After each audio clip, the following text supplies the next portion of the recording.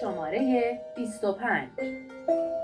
من یه سوالی داشتم. ممنونم از برنامه‌تون. من اکثر موقع‌ها معدم درد میگیره، همین سر دلم، این چیزای اسیدی یا ترشینا که میخورم درد میگیره و اکثرا تو شبم از دردش بیدار میشم. دکترم رفتم بهم گفته ورم معده است. حالا میخواستم ببینم من باید چی کار کنم، برم اندوسکوپی کنم یا داروی دیگه وجود داره. ممنونم ازتون. آقای دکتر رضامان با شماییم. بله خواهش می‌کنم. خب بستگی داره که سنشون چقدر هست. اگه سنشون بالای 45 سال باشه بهتره که اندوسکوپی انجام بدن. درسته، یعنی لازمه که این کار رو برای ادامه درمان و تشخیصشون داشته باشن. در سن بالای 45 سال 50 سال ما توصیه می‌کنیم که اندوسکوپی انجام بشه. در غیر این صورت اگر فرد کاهش وزن داشته باشه، کم‌خونی داشته باشه، مشکل در بلع غذا داشته باشه، دردناک باشه بلعش، در این صورت‌ها ما توصیه به اندوسکوپی می‌کنیم. در غیر این صورت درمان دارویی میدیم. درمان‌های دارویی حالا بستگی به علائم فرد داره، ولی معمولاً داروهایی میدیم که این مقدار اسید معده رو کاهش بده و اگر آسیب مخاطی هست به این طریق بهبود پیدا کنه. بریم سراغ نوبت بعدی. شماره 26. یکی از پیام‌هایی رو بخونم که برای 3881 فرستادن. دکتر گفتن که سلام و خسته نباشید، از آقای دکتر بپرسید که من 2 ماه ناراحتی معده دارم با علائمی مثل ورم شکم و درد معده و درد شکم. دکتر رفتن گفته که میکروب معده داری، دارو داده، با آزمایش مشخص شد که میکروب معده دارم. من چیکار باید بکنم؟ این دارو رو تا کی باید مصرف کنم؟ داروها معمولاً بین 10 روز تا 14 روز تجویز میشه و خب این دارو رو باید کامل بکنن دورشون، چون میکروب معده یه مقدار میکروب خیلی مقاومی هست و به راحتی درمان نمیشه. ما مجبوریم 3 تا دارو 4 تا دارو همزمان بدیم و به مدت طولانی نسبت به میکروب‌های دیگه. بنابراین ممکنه به ایشون 3 دارو یا 4 دارو داده باشن، به مدت 2 هفته باید استفاده بکنن و بعد از 1.5 تا 2 ماه باید تست بگیرم ببینیم آیا میکروب خوب شده یا نشده. یعنی قطع دارو لازمه که با یه تست مجدد انجام بگیره. قطع میکنن، بعد با فاصله حداقل 1 ماه تست گرفته میشه که ببینیم آیا پاسخ داده یا نداده. متشکرم از شما دکتر رضامان. بریم سراغ نفر بعدی. شماره 27. بفرمایید داخل. کسایی که بالای 50-60 سال دارن غذای چرب میخورن و آماده میشن، کاملا چه ضرری برشون داره؟ اگه ممکن راهنمایی می‌فرمایید که این غذای چرب اینا تو سن بالای 50-60 سال چه اثری پذیر بدن میذاره؟ ممکن راهنمایی بفرمایید. دکتر رضامان با شماییم و این افرادی که سنشون رفته بالا ولی همچنان غذای چرب و با آب زیاد دوست دارن استفاده کنن. آب که مشکلی نداره، معمولا تو افراد عادی مصرف زیاد آب مشکل ایجاد نمیکنه، مگه اینکه فرد دچار مشکلات کلیوی باشه، مشکلات قلبی باشه که خب اینا باعث میشه که آب زیادی تو بدن جمع بشه و باعث ورم و اینطوری بشه. ولی در غیر این صورت مصرف زیاد آب مشکلی نداره، چون بدن خودش تنظیم داره و میتونه آب اضافه رو دفع کنه اگر سیستمش سالم باشه. در مورد چربی هم بستگی به وضعیت فرد و وزن و اینا داره. اگر این نفر وزنش زیاده خب باید از چربی پرهیز بکنه، چون کالری زیادی داره نسبت به بقیه مواد غذایی. ولی اگه وزن زیادی نداره، چربی هم چربی بدی نیست، شاید استفادهش زیاد هم مشکل ساز نباشه. دکتر یه چیزی بپرسم، همیشه کنجکاوی من این بوده، همیشه یادم میرفته بپرسم تا همین حالا. دیدید میگن که بین غذات آب نخور، بعد غذات آب نخور. اگه میخوای آب بخوری قبل غذا بخور، بعد غذاتو بخور، یه فاصله بده، بعد دوباره مایعاتی آب مصرف کن. این درسته دکتر؟ میگن مشکل روده پیدا می‌کنی، مشکل معده پیدا می‌کنی، وسط غذا تون آب می‌خوری. معمولا ارتباط به عنوان تئوری مثلا میگن که ممکنه اسید معده رو رقیق بکنه، یه مقدار مثلا آنزیماشو رقیق بکنه، ولی در عمل تفاوتی وجود نداره و مصرف آب مشکل خاصی برای افراد ایجاد نمی‌کنه. اون یعنی الکی خودمون رو چیز نکنیم، اسیر کنیم، داریم خفه میشیم آبو نخوریم چون وسط غذا. حالا زیادی نمیخواد آب استفاده بکنه یه نفر، ولی اگه تش نشه میتونه آب استفاده بکنه، مشکلی نداره. درست. متشکرم از شما آقای دکتر. بریم سراغ نوبت بعدی. شماره 28. من آقای هستم، حدوداً 58 ساله، هفته 3 بارم ورزش کامل انجام. سوالی که آقای دکتر داشتن این که با توجه به سنم آیا کولونوسکوپی هر ساله لازمه برای این منظور؟ و سوال دومم اینه که میگن با این دویدن و ورزشایی که ما انجام میدیم کبد از اون حالت چربی در میاد. کلا خواستم ببینم آیا یکی از روش‌هایی که بتونیم کبدمون رو سالم نگه داریم و چرب نباشه همین دویدن و به قول معروف ورزش هستش یا چیزای دیگه هم غیر از این ممکن باشه؟ دکتر رضامان با شما. بله خواهش میکنم. خب ورزش برای کبد چرب مسلما خوب هست. یعنی بله. ما 3 تا توصیه میکنیم به افرادی که کبد چرب دارن. یکی اینکه مصرف قندها رو کاهش بدن، چون قند وقتی زیاد مصرف بشه میره توی کبد ذخیره میشه و نهایتا تبدیل به چربی میشه. نکته دوم کاهش وزن هست که باید دور شکم رو کم بکنن، مخصوصا چاقی شکمی خیلی مضره و این باعث میشه که کاهش کل چربی بدن باعث شه که چربی کبد هم کاهش پیدا بکنه. و مسئله بعدی هم کاهش وزن است. بنابراین اگر اینا رو رعایت بکنن به بهبود کبد چرب کمک میکنه و اگر هم کسی کبد چرب نداره خب طبیعتا جلوگیری میکنه از ایجاد کبد چرب. بریم سراغ نوبت بعدی. شماره 29. من اسید معدم خیلی بالاست، مشکل معده دارم نزدیک 2 ساله. بعد متاسفانه دکتر اندوسکوپی هم رفتم گفت اسید معده خیلی بالاست با میکروب معده. اونها برطرف کردم ولی اسید معده هنوز هست. در وقتا شبای حالت یه استرس میگیرم ولی این استرس اصلا از بدنم دور نمیشه. میخواستم از دکتر بپرسم باید چیکار کنم؟ دکتر چیکار کنم؟ این علائمی که میگن خب مربوط به ریفلاکس هست. بله. که ترش میکنن و احساس میکنن چیزی بالا میاد، مربوط به ریفلاکس هست. ریفلاکس یه بیماری که طولانی مدت خواهد بود با ایشون علائمش. تو بعضی از افراد ممکنه که نیاز باشه که به صورت طولانی مدت، یعنی چند سال، یه سری شرایط رو رعایت بکنن، داروی خاصی استفاده بکنن. ولی توصیه کلی که اینه که این افراد یه جوری بخوابن که تو سطح شیبدار باشه بدنشون، یعنی سر بالاتر باشه دکتر؟ طرف سر تختشون بالا باشه ولی هدف سر نیست، هدف تنه است. تنه شیب داشته باشه، یعنی سینه بالاتر از شکم باشه. درسته. این کمک میکنه که محتویات معده به داخل معده نیاد. به خاطر اون گرانش جاذبه زمین میره پایین و داخل معده قرار میگیره، مایعاتی که تو معده هست. خب با معده پر نباید دراز بکشن. طبیعیه وقتی معده پر باشه دراز بکشه محتویاتش میاد بالا. بله. و حداقل 3 ساعت فاصله بدن بین غذا خوردن و دراز کشیدن. و یه سری موادی هم هستن که ریفلاکس رو تشدید میکنن و دریچه معده رو شل میکنن و باعث اینکه در بطری رو شل بکنن، دریچه سر معده شل میشه و ریفلاکس اتفاق میفته. مثل چی؟ مثل سیگار، مثل مصرف چربی ها، یه سری موادی مثل روب یا حالا هر کی میتونه خودش بفهمه. برای هر کسی هم متفاوته دکتر اینا تقریبا کلیه ولی خب ممکنه این مقدار تفاوت داشته باشه. هر کی میبینه که علائمش با مصرف یه مواد خاصی بدتر میشه نباید اون استفاده بکنه. مثلا یکی میگه من هندونه میخورم ترش میکنم، یکی میگه من سیب میخورم ترش میکنم. خب هر کی میبینه اگه چیزی اذیتش میکنه و خودش رعایت بکنه و اون ماده رو استفاده کنه. گفتن که آقا حسن اینو فرستادن، گفتن سلام و وقت بخیر، لطفاً از پزشک بپرسین آزمایش میکروب معده به چه صورت انجام میشه؟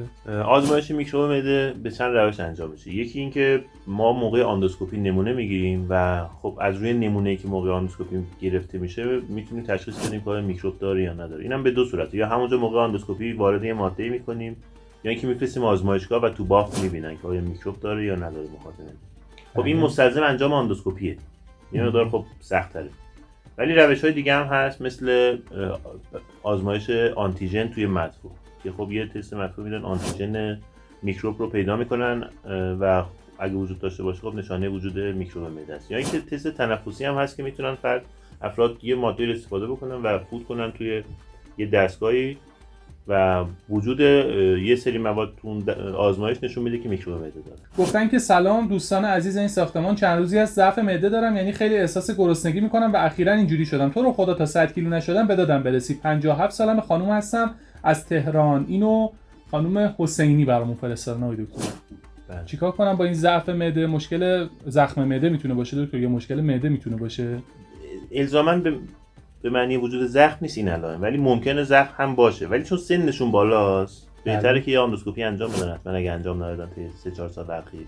درسته. و خب بعدش ممکنه که دلایل دیگه‌ای داشته باشه که اونم ممکنه گاهن ارتباط با حتی استرس ایشون داشته باشه. بنابراین کاهش استرس هم براشون کمک کننده است. در کل باید تحت بررسی قرار بگیرن. یه شرایط کاملی که کاهش وزن داشتن یا نداشتن، کمخونی دارن یا ندارن، یه سری شرایط باید بررسی بشه. ولی با توجه به این چیزی که به ما گفتن یه اندوسکوپی برایشون لازم است. متشکرم ازتون. بریم سراغ نوبت بعدی.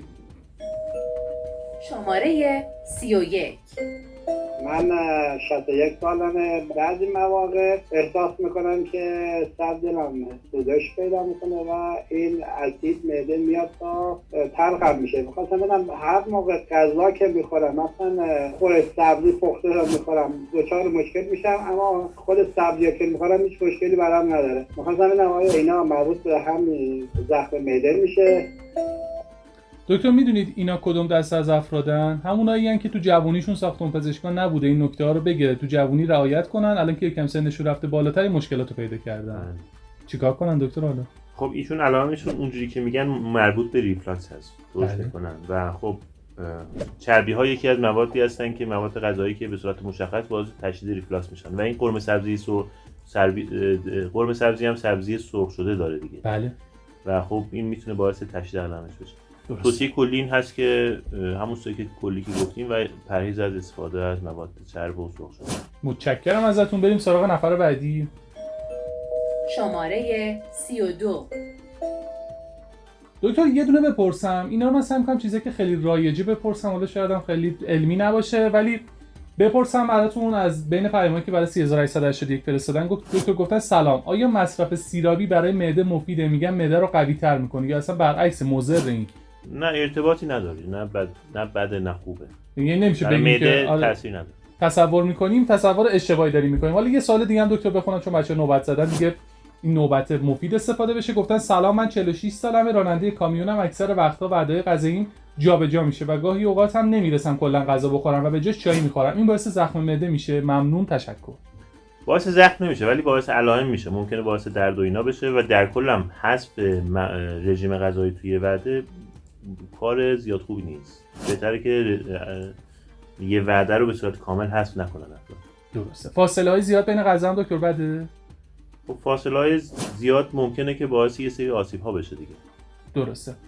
اگه طولانی باشه ممکنه مثلا باعث تحلیل رفتن عضلات و سایر ارگانا بشه. درسته. متشکرم ازتون آقای دکتر. بریم سراغ یه فردی که من مطمئنم زخم معده نداره، چون تا جایی که من مطلعم خوب غذا میخوره. امین قاسمی فرد، سلام علیکم. به نام خدا، سلام به تو محمد طالبی، محترم و همه اهالی ساختمان پزشکان. امیدوارم که حال همه خوب باشه. بین مریض سوالم همین هم بفرمایید. بعد شما ببینید زخم معده شاید نباشه ولی به شدت این ریفلاکس من اذیت میکنه و الان خودم به صورت خودجوش دارم یه چند روز صبح قرص میخورم، 5 روزی قرص پنتاپرازول. امروز یادم رفت بخورم. اینو فقط از دکتر بپرسید که این 5 روز قبلی نیست، چون دوباره بعد یه درد. شما بیا، من یه آزمایش برات می‌نویسم، اونو بگیر بیار، من اینجا تو ساختمان پزشکان بررسی میکنم. حتما از آقای دکتر میپرسم. بذار بپرسم آقای دکتر الان زحمت بکشم بگم دکتر امین قاسمی فر ما چیکار کنه با این مشکلش؟ چند سالشونه؟ امین چند سالته؟ من همه میگن 43، خودم 34. دکتر موجودی حسابش هم بپرس. خب موجودی چقدره؟ دکتر میپرسه. امین جان 42 سالشونه دکتر امین قاسمی فر ما چیکار کنه؟ علائم ریفلاکس دارن ایشون. خب ریفلاکس اونطور نیست که بین 10 تا 14 روز باشه، اون مربوط به اون دوره 10 تا 14 روز مربوط به درمان میکروب معده است. ریفلاکس رو ما وقتی درمان میدیم بستگی به شدت علائم داره. یه نفر که علائمش شدیده خوب طولانی‌تر، یه کسی که علائمش کمتره به مدت کوتاه‌تر و با داروهای ضعیف‌تر ما درمانشون انجام میدیم. قرصا رو بخوره دکتر همچنان؟ اگر علامت داره قرصا رو بخوره. درست. همینجا اینم حداقل 4 تا 6 هفته تا 2-3 ماه لازم باشه که دارو استفاده کنید. درست. همینجا اینم جواب شما. ببین چقدر خوبه زنگ می‌زنی به ما. شماره 35. آقا شما بفرمایید داخل. من با توجه به این که سرطان مغزم و عمل کردم و الانم قرص لوبل میخورم، هر موقع قرص میخورم یه سوزش بدی رو سر معده‌م ایجاد میکنه. میخواستم ببینم این زخم معده گرفتن یا اینکه مال قرصه. انشالله هر چه زودتر سلامتی برای شما حاصل بشه. آقای دکتر با شما جواب این شنونده بله خواهش می‌کنم. خب اگر دارو اذیتشون میکنه نیاز هست که در صورت امکان داروشون عوض بکنن. میتونن با پزشکشون صحبت بکنن، دارو رو عوض بکنن. خب انشالله علائمشون برطرف میشه. در غیر این صورت میتونن یه دارویی در کنار اون دارو استفاده بکنن. میتونن مثلا داروهایی که کاهنده اسید هست در کنار دارو استفاده بکنن که علائمشون اینو بکاهش. درست. متشکرم از شما آقای دکتر. بریم سراغ نفر بعدی. شماره 36. من یه پسر 6 ساله‌ای دارم که به خاطر بی‌اشتهایی و اینکه موقع غذا خوردن عوق می‌زد به متخصص گوارش مراجعه کردیم. بعد از آندوسکوپی مشخص شد که زخم معده دارن. قرص نکسیوم 20 و شربت دومیتون دادن مصرف کردن 1 ماه و نیم گذشته، ولی همچنان بی‌اشتهاه و 6 ماهگی هم تیروید کمکار داره و قرص لووتیروکسین مصرف می‌کنه. می‌خواستم از دکتر برنامه سوال کنم که ما باید چه کار کنیم، راهنمایی کنم. دکتر رضامند نازنین با شما. بله خواهش می‌کنم. خب ایشون شکایتشون الان ظاهرا اشتهای پایینه پسرشون هست. زخم معده هم دارن دکتر، تو همین که سنشون کمه. بله. اگر علائمشون ادامه داره باید مجددا آندوسکوپی کنن ببینن آیا زخم خوب شده یا همچنان وجود داره. نکته اول این هست. بعد اینکه ممکنه کاهش وزن کاهش اشتهاشون مرتبط به آهن پایین باشه.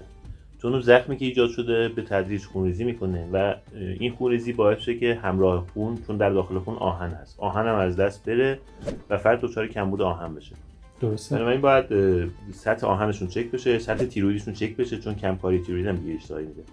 و خب نهایتاً یه آندوسکوپی هم بشه. هر کدوم از اینا اختلال داشته باشه باید تحت درمان قرار بگیره. دکتر یه چیزی برای من جالب شد، 6 سالشونه و زخم معده دارن، یعنی خیلی سن و سال نداره زخم معده، یعنی هر کجا که رعایت نکنی به سری اتفاقاتی که نباید بیفته ما این زخم معده رو میگیریم. درست فهمیدم؟ خب در حال غیر ممکن نیست، ممکنه تو بچه‌ها این اتفاقات بیفته. میدونی چیه دکتر، فکرم اینه که مثلا من جوون الان میگم که خب ولش کن، حالا فعلا که جوونم من که زخم معده نمیگیرم، ولی الان داریم نگاه می‌کنیم که بچه 6 ساله هم اگه اون دارویی که باید، نمیدونم اون شرایطی که باید رو رعایت نکنه و بررسی‌ها رو انجام نده میتونه زخم معده بگیره.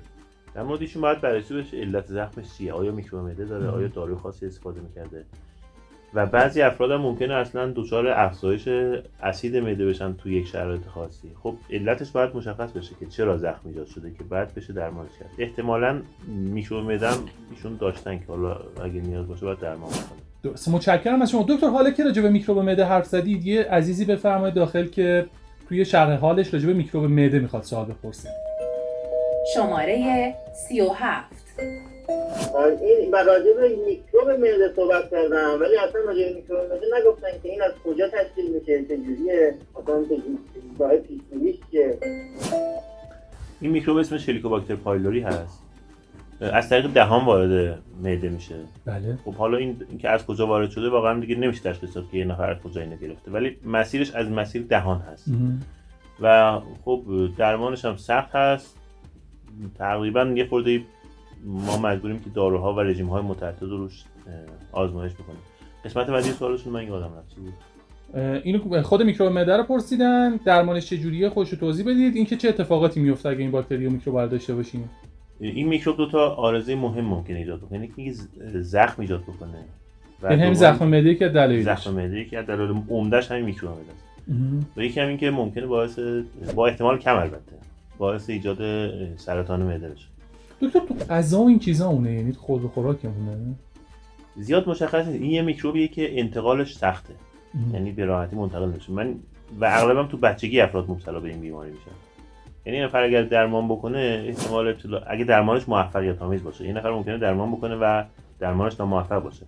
ولی اگه درمان کنه و درمانش موفق باشه، یعنی میکروب از بین بره، احتمال ابتلا مجدد به این میکروبش خیلی کمه. و معمولا هم عرض کردم در سن پایین افراد میگیرن، در سن شاید مثلا 5-6 سالگی، زیر سن دبستان یا دبستان. شماره 38. دکتر یکی از پیامایی رو که امروز برای مطب شما فرستادن رو براتون بخونم. گفتن که سلام، وقتتون بخیر. درد دور ناف علامتش چی میتونه باشه؟ بعضی اوقات این به پهلو هم میزنه. زخم معده است دکتر؟ درد شکم دلایل خیلی زیادی داره. بستگی به توصیف اون درد داره که شدتش چقدره، چجوری شروع میشه، چجوری تموم میشه، چقدر طول میکشه، در طول زمان چه تغییری داره میکنه، علائم همراهش چیه. اینا خیلی تاثیرگذار هست. ولی درد دور ناف بستگی داره که البته سنشون هم مرتبط هست با این وضعیت. معمولا احشایی که در وسط شکم هست مثل روده باریک و بله. معده، اینا میتونه پانکراس میتونه درداش به ناحیه وسط شکم بزنه. دیگه این بررسی تشخیصی میخواد که این باید به صورت اختصاصی ویزیت بشه تا بتونیم دقیق بگیم چه کاری لازم است انجام بدیم. شماره 40. الان یه 6-7 ساله زیر دنده هام، یعنی آخر دنده هام یه درد شدیدی میکنه. ناراحتی من شب که میخوابم نصف شب میرم معدم درد گرفته، با یه شالی میبندمش همچین آروم میشه. همچین تو سرما ناراحتی میکنه. تقریبا چند سال پیش رفتم اندوسکوپی هم کردم برای معده. الان مجدد 1-2 ماه مجدد بازم درد شروع شده جلوی جناب سینم. چیکار کنن دکتر با این درد پایین دنده؟ حالا توضیح ندادن آیا خط وسط هست یا کناره ها هست. بکنم دکتر میگم پایین دنده کناره ها منظورشونه. اگه کناره ها باشه بستگی داره که طرف چپ یا راسته، ولی اگه طرف راست باشه که احتمالش بیشتر هست ممکنه مربوط به مجاری صفراوی و کبد و اینا باشه. چون ممکنه سنگی داشته باشن که میاد گاهن این سنگ مسیر عبور صفرا رو میبنده و باعث درد میشه، بعد که برطرف میره کنار و مسیر باز بشه دردش میفته. حالا این یه خورده خودت با بستن خوب میشه، اصلا سنگی با بستن بهتر میشه. نه حالا خود این سنگ معمولا بعد از یه مدتی میره کنار، ممکن اصلا ارتباطی با سنگ نداشته باشه، ولی خب وقتی یه نفر شالو میبنده و درد خوب میشه فکر میکنه به خاطر اونه، ولی ممکن اصلا واقعا ارتباطی نداشته باشه. ممکنه به خاطر مشکلاتی باشه که تو رودش هست. بله. که خب گاهن مخصوصا اگه طرف چپ باشه احتمالی که مربوط به روده بزرگش باشه بیشتره. ممکنه مربوط به اوایل روده باریک باشه که بهش میگن 12 که این دردها رو میده. ولی خب بازم ایشون باید با دقت بیشتری شرح ها 12 فارسی اثناعشر بود. اثناعشر. آره. یه از تعجب کردم 12 کجای بدن میشه. شماره 41. من یه دونه دیگه از سوالایی که دکتر برامون فرستادن رو برای شما بخونم. گفتن که سلام، من 38 سالمه، درد دارم، به پشتم میزنه، آندوسکوپی هم دادم، میکروب داشتم، دارو مصرف کردم ولی همچنان این درد رو دارم، چیکار باید بکنم؟ اگر میکروب داشته و الان دردش خوب نشده باید چک کنه ببینه آیا میکروب خوب شده یا نشده. اگر نشده باید مجددا درمان کنه. یعنی درمان این میکروب موذی اینجوری نیست ما قرص رو بخوریم انتظار داشته باشیم خوب بشه، خیلی مثل اینکه سفت و سخت باید دنبالش باشیم. بله مثلا ما بهترین رژیم ها رو میدیم بین 85 تا 90% احتمال بهبود داره، یعنی همچنان 10-15% با بهترین رژیم ها احتمال شکست وجود داره. حتی در بعضی رژیم ها ممکنه 50-60% موفق باشه و بقیه‌اش رو در واقع شکست درمان در نظر گرفته میشه چون میکروب از بین نمیره. درسته، متشکرم از شما آقای دکتر. بریم سراغ نوبت بعدیمون. شماره 42. من 33 سالمه. 3-4 روز دردای عجیبی سمت معدم میاد. من زخم معده دارم و میدونم درد معده چیه، اما این درد شبیه یه گره خوردن یه چیزه، چجوری رگ پای آدم میگیره، در اون حده. یه گره میشه و دوباره ول میکنه، یه 30 ثانیه ول میکنه، دوباره در حال راه رفتن یا در حال کار کردن دوباره یهو میگیره، ولی اینقدر شدید میگیره که یه لحظه متوقف میشم هر کاری که دستم هست نفس کشیدن رو. نخواستم بدونم این روده هامه به هم میپیچه یا همون معدمه که دوباره اومده سراغم. دکتر چیکار کنن این شنوندمو؟ اگر دردشون در حد چند ثانیه است، مثلا 20 ثانیه، اینا بیشتر دردهای مرتبط با وضعیت سیستم عصبی هست. ممکنه فشارهای عصبی، فشارهای مکانیکی روی سیستم عصبی مثلا تو فقرات وجود داشته باشه که باعث ایجاد این درد. ولی اگه دردش این مدت طولانیه، مثلا بیشتر از 5-6 دقیقه است، ممکنه مربوط به سنگ‌های صفراوی باشه. بله. که خب یه دردهای شدید گذرا ایجاد میکنن، ناگهان شروع میشه و یهو هم برطرف میشه. گفتن که سلام، چند بار تو گلوم احساس یه لحظه سوزش کردم، علتش چیه؟ قبلا بیشتر بود، با رعایت کردن و ریزخوری نکردم بهتر شدم. احساس میکنم وقتی مواد غذایی مختلف با هم میخورم کمی مشکل دارم، چیکار باید بکنم؟ اینا ممکنه مربوط به ریفلاکس باشه، بنابراین باید همون ریزخوری‌ها رو که اذیتش میکنه باید کنار بذاره و اگر علائمش ادامه پیدا کرد باید مراجعه بکنه و بررسی. درسته. یه دونه دیگه بخونم دکتر. گفتن سلام، من از ساعت 5 تا 6 صبح چیزی نمیخورم، برای گوارشم بده، خانوم هستم، 63 ساله. کلا ناشتای طولانی مدت برای زمان خیلی زیاد خوب نیست، ممکنه باعث تحلیل عضلات بشه و بنابراین بهتره که یه مقداری فرد حالا غذای سبک حداقل یه شامی بخوره. درسته. یک عزیزی با نشانی M59، نمیدونم خانم هستید یا آقا، گفتن که سلام و درود آقا. گفتن من خانومم 2 روز حالت تهوع و سردرد گرفته و هر موقع غذا میخوره سردرد میگیره. میخواستم از دکتر بپرسید علتش چیه؟ گاهن بعضی سردردها ممکنه که با وضعیت گوارش ارتباط داشته باشه و خب ممکنه هم هست نداشته باشه. البته این نیاز به شرح دقیق‌تر داره، ببینیم آیا علائم همراه چیزی داره یا نداره. گاهن ممکنه دردهای میگرنی باشه، ممکنه که مرتبط با یه سری وضعیت‌های هیجانی حتی باشه.